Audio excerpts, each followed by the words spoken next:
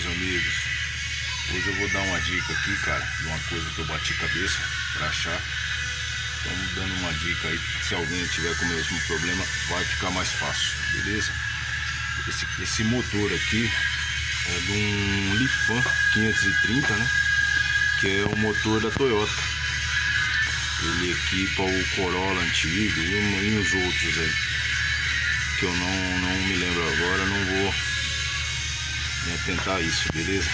Mas é um motor Toyota que tá equipando aqui o Lifan 530. O sincronismo dele, ele muda um pouco. Essas engrenagens aqui, quando é no Corolla, elas passam pro lado de lá, mas é a mesma funcionalidade.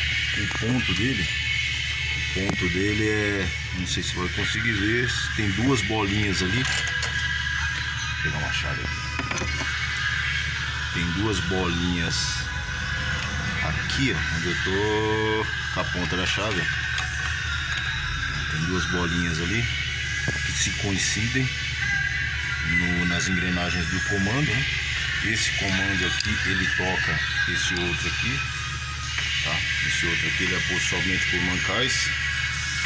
E o sincronismo seria aqui, né? O ponto dele seria aqui. E as duas engrenagens, e as duas bolinhas ali nas engrenagens. E aqui embaixo, na bomba de óleo na engrenagem ali do virabrequim. Você consegue focar aí, tá vendo? Tá em cima lá, certinho, beleza? Aquele kickzinho e o da bomba de óleo e a marquinha lá na engrenagem do virabrequim, beleza? Mas a dica que eu vou dar não é a respeito disso, seria a respeito. Esse cliente aqui, ele reclamava muito de barulho, que o carro parecia que era um carro diesel. Sabe aquele barulho de comando de diesel? Muito alto mesmo, pode parecer ferro com ferro, assim, roendo. O que acontece? Esse comando aqui, ó, ele é bipartido e tem uma mola. Essa mola é para diminuir esse ruído, né, dessas duas engrenagens. Aí o que acontece? Na hora de desmontar esse comando, você tem que travar ele. Você tem que colocar esse parafusinho aqui 8mm, que é o mesmo